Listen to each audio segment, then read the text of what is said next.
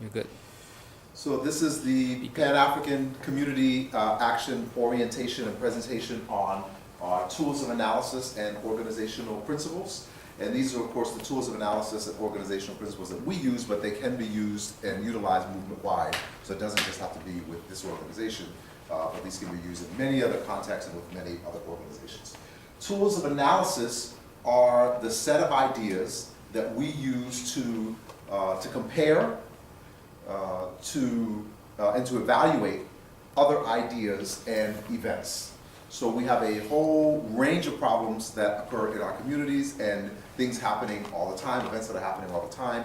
How do we then interpret those events? And how do we evaluate the value of a presentation or proposal on how to fix the events or the problems that we have?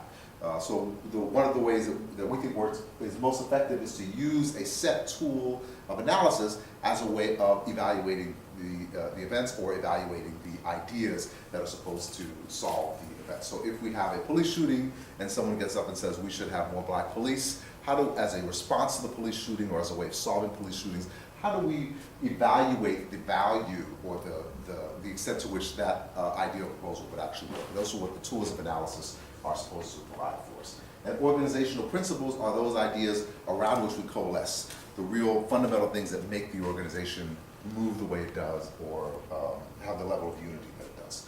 So we will go over each of the tools of analysis and the organizational principles. Pan-African Community Action Tool of Analysis, Pan-Africanism. Pan-Africanism is a political objective. And the political objective of Pan-Africanism is defined as the liberation and unification of Africa under the economic system of socialism. Assata Shakur, the famous freedom fighter, said that at some point she woke up and realized that she is directly connected to Africa and her liberation is directly connected to Africa. Malcolm X said that the freedom and liberation of black people in the United States is directly tied to the freedom and liberation of black people in Africa and the decolonialization movement in Africa. And Marcus Garvey most famously said, until Africa is free, no African anywhere will be free. So the idea of Pan-Africanism is that the only way that we can ultimately solve this problem of the conditions under which we find ourselves is to liberate and unify Africa. Under Pan-Africanism, in addition to the idea that no African can actually be free until Africa is free, is the idea that Africa has to be primary in terms of ultimately liberating black people, African people throughout the world. So Pan-Africanism would then represent the only way that we have of ultimately solving the problem of all black people around the world. Maybe you can solve the problem of black people in one particular country or one particular county or state in a country, but most of us would argue that the only way to truly liberate black people, African people, is to liberate all of us at the same time. The primacy of Africa resolves a conflict of interest that happens when you have black people either in different states or in different countries who are then trying to figure out which one of our fights is primary, how are we evaluating or understanding each of our fights in relation to each other. Africa is the only thing that we all have in common. Most black people do not live in the United States. The United States isn't even the country with the largest number of black people. That would be Brazil. Then how is the relationship? What is the relationship between the liberation of black people in Brazil and the liberation of black people in the United States, or the liberation of black people in Haiti or Jamaica or anywhere else? It has to be done through the primacy of Africa as the lens through which we look at our liberation struggle, our collective liberation struggle. In addition, Africa is the wealthiest continent in terms of natural resources. And simultaneously, in one of capitalism's great contradictions, African people are the poorest people on the entire continent. The liberation and unification of Africa would then prevent the splintering of African resources through multiple countries and allow those resources to be focused in one direction, and that would be providing for the material needs and for the political and economic safety of African people throughout the world. Good, thanks. Pan-African Community Action Tool of Analysis, black communities are a domestic colony. A critical tool of analysis that we deploy is understanding the long-term historical colonial relationship between Europe and Africa, and how that led both to African people arriving in the Western Hemisphere, but also to the underdeveloped condition of Africa today. And people think about colonialism as one country, the metropole, dominating another country, which is across the ocean or somewhere else. But the primary characteristics of colonialism are not the distance between the colony and the metropole, but the relationship, the economic and political relationship between the colony and the metropole. And what was argued in the book Black Power from 1967, written by Stokely Carmichael and V. Charles Hamilton, was that the relationship fundamentally between black people in the United States and white people in the United States is identical to that of black people in Africa and white people in Europe. As a result, the analysis is that black communities are not a part of the United States, a part of the American society where we need to integrate ourselves into it. We just need to get a few more civil rights, but that in the end we are a domestic colony, and our role inside of the domestic colony is to serve the wants and needs of those in power. If that's true, then that means we can never actually realize justice inside of the system. We actually have to move towards ending the colonial relationship. That is the only legitimate demand, only legitimate aspiration for people. So here, in terms of domestic colony, then we would not be fighting for civil rights or integration. We would actually be fighting for liberation and self-determination, which is the highest expression of democracy. Pan-African Community Action Tools of Analysis, the core issue at stake is power, not racism. The social justice movement in the United States seems to be rooted fundamentally in the idea that we have to fight against racism. We have to defeat racism. We think this is problematic in a number of ways, but most specifically, if our real goal as a social justice movement is to fight racism, then how would we do that? How would we actually fight racism? In the end, the only way to actually fight racism is to convince millions of white people to spend tens of thousands of collective hours on a psychiatrist's chair in order to undo the racism that they have built into them. In the end, this is not a good use of our time, and we, as black people, could not even participate in that process, because if the problem is that white people do not respect us or like us or think of us as fully human, then we cannot possibly participate in the process of convincing them otherwise. In addition, if the core problem is racism, then there's no point, and we feel that the white community is where that racism emanates from, then there's no point in organizing inside of the black community. Because you can't solve racism in the white community by organizing inside of the black community. You can only do that by organizing inside of the white community. So Stokely Carmichael, who first said Black Power, famously stated that if a white person wants to lynch me, that's his problem. If a white person, however, has the power to lynch me, that is my problem. The real issue here is not a series of attitudes or opinions about the relationship between one race and another, which is what racial prejudice is. The real issue at stake is power. Who has power? Who has control over our lives? And the fundamental issue that we have to address is not the fact that some white people have opinions about black people that we don't like, because that would have no impact on us whatsoever if they did not have power. But it's the fact that white people who don't like us have power over our lives. In the end, we cannot fight to end racism or to end racial discrimination, or racial prejudice rather. We must fight to secure power for our communities, inside of our communities. Power then is the same, in a real sense, as self-determination, and we therefore will be fighting for power, we'll be fighting for self-determination, for the ability to exercise power over our own lives. And exercising that power would mean that we would have control over our communities, control over our economy, control over our political system, not inclusion in the economy and political system of people who don't particularly care for us, as demonstrated historically. Pan-African Community Action Tools of Analysis. Capitalism is inherently exploitative. Capitalism is an economic system. And economic systems, in the end, have to answer one fundamental question: who owns and controls the means of production? The means of production in the system of capitalism is owned and controlled by a small number of people.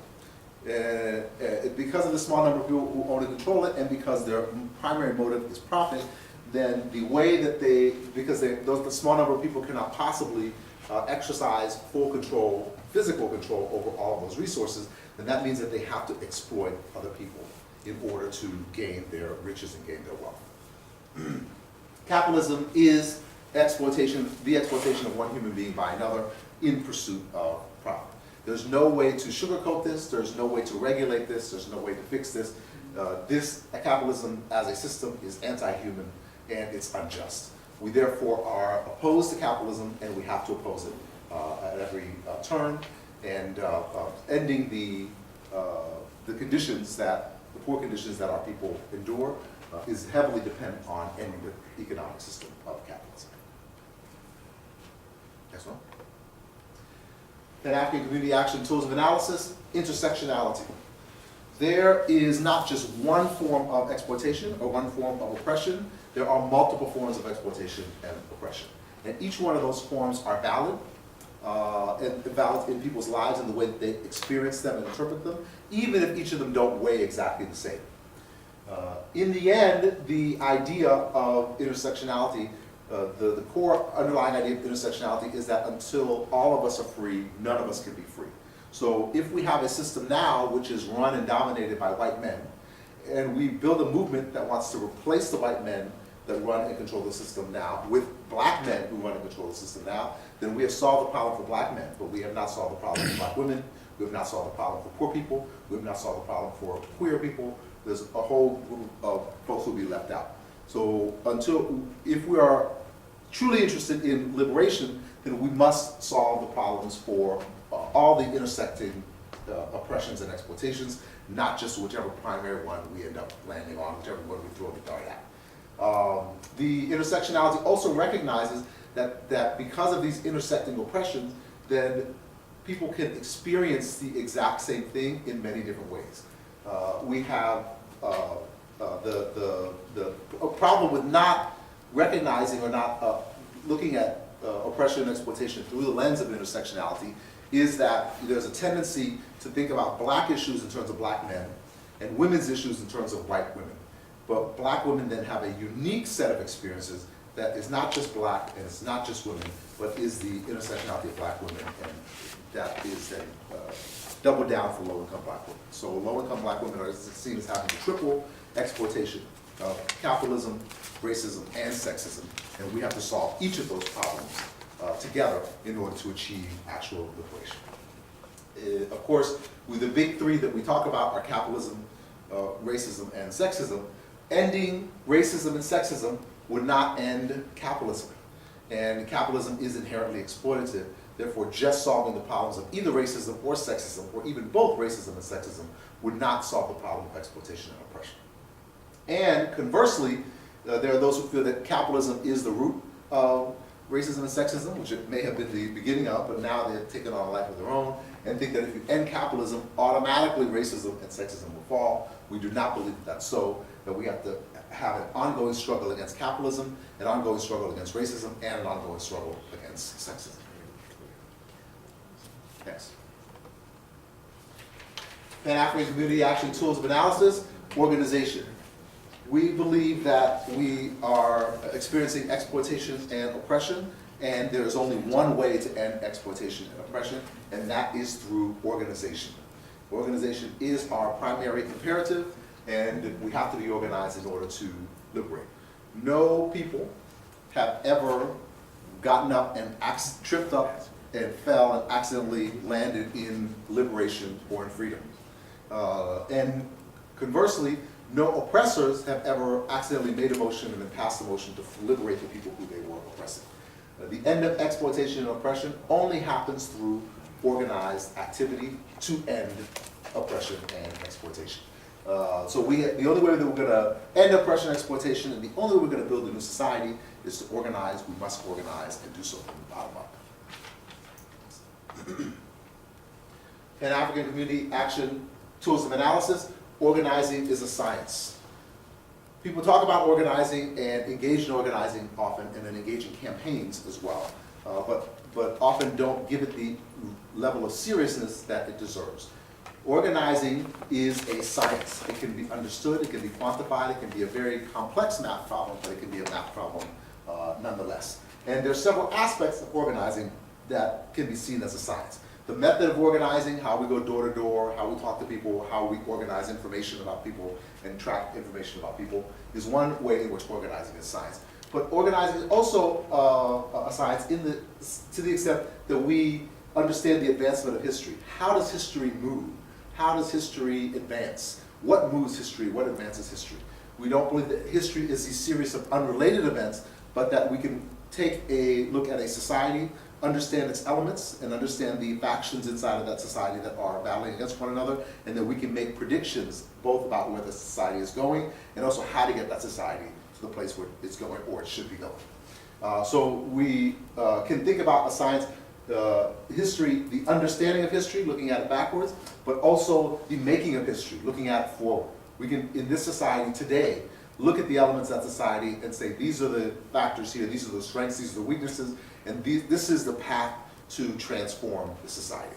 And we can understand that in a scientific way. We can also think about the science of organizing as it relates to resistance.